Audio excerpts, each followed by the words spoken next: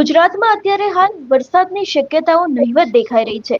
હવામાન વિભાગ દ્વારા પણ હળવોથી મધ્યમ વરસાદની આગાહી કરવામાં આવી છે. ગુજરાતના ઘણા બધા એવા જિલ્લાઓ છે કે જ્યાં ખેડૂતો અત્યારે હાલ વરસાદની રાહ જોઈને બેઠા છે. આજના વિડીયોમાં સમજીશું કે ગુજરાતમાં હવે ક્યારે વરસાદ આવી શકે છે. મારી સાથે અત્યારે હાલ આગાહીકાર જયપ્રકાશભાઈ માઢક જોડાયા છે. જયપ્રકાશભાઈ, જે રીતે અત્યારે હાલ ગુજરાતમાં નહિવત વરસાદ દેખાઈ રહ્યો છે, શું લાગે છે કે હવે ક્યારે વરસાદ આવી શકે છે? જી બેન, એમાં શું થયું છે કે હમ એક તો અલનીનો છે. એ તો હમ અલનીનો તો છે જ. એ હમ 2 ડિગ્રી કરતા પ્રશાંતનું તાપમાન વધી ગયું છે. હમ પછી બીજું એક કારણ એવું થયું છે કે આ પાકિસ્તાન ને અફઘાનિસ્તાન બાજુથી સૂકી હવાઓ, ડ્રાય વિન્ડ આવી રહ્યા છે. તો હમ ઓલી જે સિસ્ટમ આપણી બાજુ આવતી હોય હમ મધ્યપ્રદેશ તરફથી, તેની આડું એનું બેરિયર બની જાય, પડદા જેવું બની જાય, દિવાલ જાણે હમ બની જાય.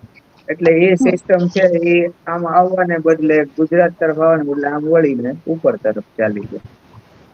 તો એક કારણ ઈ છે. અને બીજું કે કેટલાક ચોમાસા માટે જરૂરી પરિબળો છે, એમ જેઓ મિસો, આ બધા બહુ ફેવરેબલ નથી. તો હમ આવા બધા કારણસર અને બીજું બંગાળની ખાડીની સિસ્ટમ બહુ મજબૂત બનતી નથી. મજબૂત હમ બને તો હોપટ નીકળી જાય ને ગુજરાત સુધી પહોંચી જાય. પણ થોડી હમ નબળી બને છે આ અલનીનોને કારણે. એમાં શું છે કે પેલા જે ટાયફૂન બની રહ્યા છે અલનીનોને કારણે પ્રશાંત મહાસાગરમાં, એ થોડો ભેજ હમ ખેંચી લે. એટલે હમ આ સિસ્ટમ છે બહુ મજબૂત બની શકતી નથી. બીજું એક ખાસ જોવા મળ્યું છે આ વખતે કે પેલા કેમ હમ ભાઈ બધી સિસ્ટમ છે એ ગુજરાત તરફ આવતી હતી, અને હવે કેમ પૂર્વી મધ્યપ્રદેશ થઈને એ ઉત્તર તરફ વળી જાય છે. તો એનું કારણ છે કે આપણો જે મોનસૂન ટ્રફ છે ને એ કન્ટિન્યુઅસલી ઉત્તર દિશામાં બનેલો છે. હમ અને એને કારણે આપણે ત્યાં આંધ્ર, તેલંગાણા, મહારાષ્ટ્ર, દક્ષિણ ભારતના અમુક ભાગો એમાં મોનસૂનની સ્થિતિ સારી નથી બતાવી રહ્યું. અને હમ એવું થાય છે કે આપણો જે આ બંગાળની ખાડી છે ને એના ઉત્તર ભાગમાં બાંગ્લાદેશ પાસે આ બધી હમ સિસ્ટમો બનવા માંડી. આંધ્ર પાસે જો બને એટલે કે હમ દક્ષિણ બંગાળની જે ખાડી છે એનો દક્ષિણ ભાગ ત્યાં હમ બને તો આપણા ગુજરાત સુધી પહોંચે. હમ તો હમ આ જે નોર્થ બે ઓફ બેંગાલ, ઓરિસ્સા, વેસ્ટ બેંગોલ, બાંગ્લાદેશ પાસે જ આ બધી સિસ્ટમો ફોર્મ થાય છે. એવું નથી કે સિસ્ટમો બનતી નથી. હજી હમ કઈ ચોમાસું ચાલ્યું નથી ગયું બેન. અને એ તો રાજસ્થાન થી જાય અને સતત અઠવાડિયું વરસાદ ન આવે અને હમ ભેજ જરાય જોવા ન મળે, ભેજ જરાય જોવા ન મળે, એન્ટી સાયક્લોનિક સર્ક્યુલેશન બની જાય રાજસ્થાન ઉપર, તો હમ ચોમાસું જાય. હજી એવી કોઈ સ્થિતિ નથી એટલે થોડીક આશા છે. અને હમ જૂન થી તે ઓગસ્ટ ના અંત સુધીમાં 6-7 સિસ્ટમો બેન બની છે. પણ હમ એનું એમાં શું છે કે ઈ એક જ ટ્રેક ઉપર હાલે છે. ઓરિસ્સા વેસ્ટ બેંગોલ ની જે બોર્ડર છે ત્યાંથી ક્રોસ કરે ઈ સાઈડ થી, અને હમ પછી વેસ્ટ બેંગાલમાં વરસાદ આપે, નોર્થ ઓરિસ્સા ના બોર્ડર એરિયા આસપાસ ક્રોસ કરે, નોર્થ ઓરિસ્સા, દક્ષિણ ઝારખંડ, પછી નોર્થ છત્તીસગઢ, ઉત્તર પૂર્વી મધ્યપ્રદેશ થઈને પૂર્વી ઉત્તર પ્રદેશમાં ચાલી જાય. આ એક જ ટ્રેક લે છે. એમ તો જો આજે પણ એક સિસ્ટમ સાયક્લોનિક સર્ક્યુલેશન બન્યું છે અને 23 તારીખે લો પ્રેશર બનવાનું છે. પણ હમ ઈ જે છે ઈ પણ નોર્થ ઓરિસ્સાને બોર્ડર એરિયા પાસે ક્રોસ કરશે અને 24 ઓગસ્ટ સુધીમાં નોર્થ ઓરિસ્સા અને દક્ષિણ ઝારખંડ ઉપર થઈને એ જૂના ટ્રેક ઉપર આગળ ચાલશે અને વરસાદ બહુ આપશે. 25 ઓગસ્ટ સુધીમાં એ નોર્થ છત્તીસગઢ અને ઉત્તર પૂર્વી મધ્યપ્રદેશ થી થઈ આગળ વધશે અને પૂર્વી ઉત્તર પ્રદેશ સુધી જઈ 26-27 ઓગસ્ટ આસપાસ કમજોર થશે. અને એને લીધે તમને ઓરિસ્સામાં વરસાદ જોવા મળશે, ઝારખંડમાં જોવા મળશે, દક્ષિણ પશ્ચિમ વેસ્ટ બેંગોલમાં જોવા મળશે, છત્તીસગઢમાં જોવા મળશે, મધ્યપ્રદેશ ને ઉત્તર પ્રદેશમાં 28 તારીખ સુધી વરસાદ બેન જોવા મળશે. પણ આપણે એમાં આવતા નથી. હવે હમ આપણી જે આશા છે બેન ઈ 28 તારીખે એક જોરદાર સિસ્ટમ બનશે એવું લાગી રહ્યું છે. તો હમ હમ આ જે સિસ્ટમ બનશે ઓગસ્ટના અંતમાં, એ જોરદાર એટલે બનશે કે એમાં એમ જેવો અને મિસો જેવા જે પરિબળો છે તે હમ થોડા ફેવરેબલ બનશે. અને આ હમ જે ઇન્ડિયન ઓશન ડાયપોલ છે કે જે અલનીનો નો પ્રતિકાર કરી શકે, તો હમ ઈ થોડોક મજબૂત હોય તો પ્રતિકાર કરી શકે ને, તો ઓગસ્ટના એન્ડમાં હમ થોડો વધુ મજબૂત થવાનો છે. એટલે ઈ હમ થોડોક વધુ મજબૂત થશે. અને આ એમ જેઓ અને મિસો જેવા જે પરિબળો છે મેડન જુલિયન ઓસિલેશનની, એ થોડા ફેવરેબલ થશે. તો હમ એને કારણે ઓગસ્ટના અંતમાં મજબૂત સિસ્ટમ બને અને એ આગળ વધે ગુજરાત તરફ. તો મને એવું લાગે છે અભ્યાસ ઉપરથી કે 2 તારીખ પછી, 1-2 ઓગસ્ટ પછી હમ આ મોન્સૂન ટ્રફ લાઈનને નીચે લાવવામાં ઈ સફળ થશે. ઓકે આ જે હમ સિસ્ટમ છે, તો એ મોન્સૂન હમ ટ્રફ લાઈન નીચે આવશે અને એને કારણે 5-6 તારીખ સુધી ગુજરાતમાં વરસાદ જોવા મળે એવી શક્યતા. જો બેન એક વસ્તુની સ્પષ્ટતા કરી દો કે અત્યારે બિલકુલ અલ બહુ જોરદાર છે. હમ પાછલા કેટલાક વર્ષોમાં નહોતો થયો એવો હશે. ઘણી હમ જગ્યાએ તડકા નીકળી ગયા છે. જોકે હમ ચોમાસે હજી વિદાય નથી લીધી.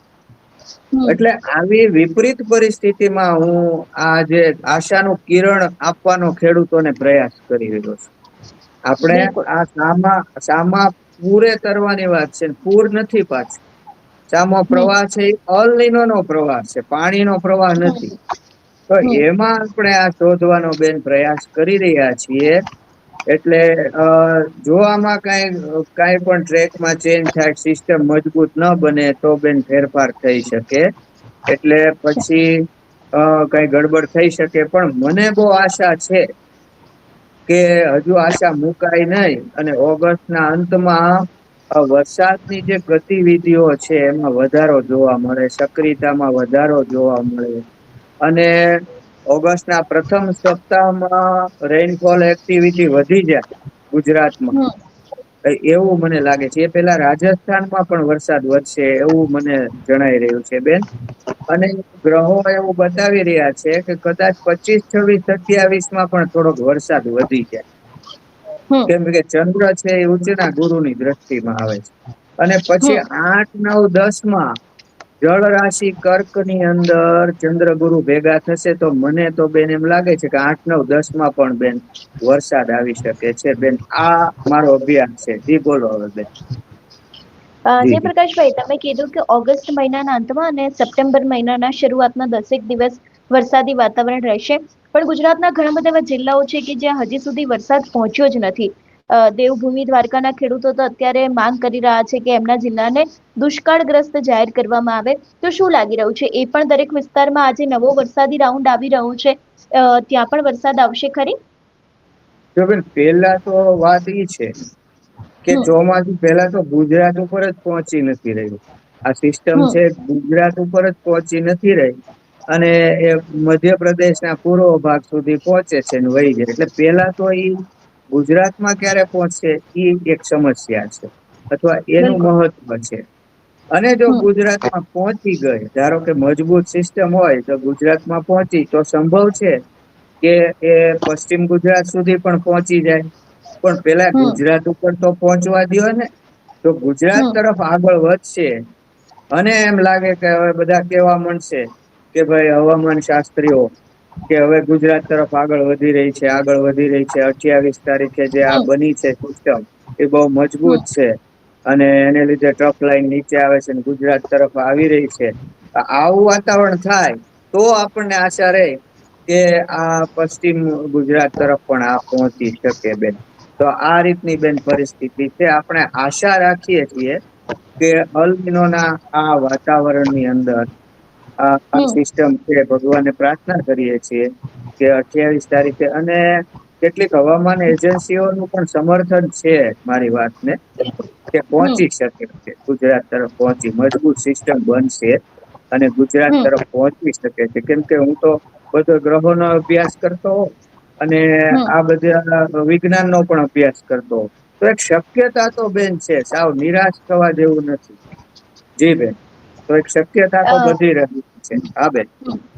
જયપ્રકાશભાઈ, ગ્રહો પણ કહી રહ્યા છે, એટલે ગ્રહોની શું પરિસ્થિતિ છે? વરસાદ આવશે નહીં આવે?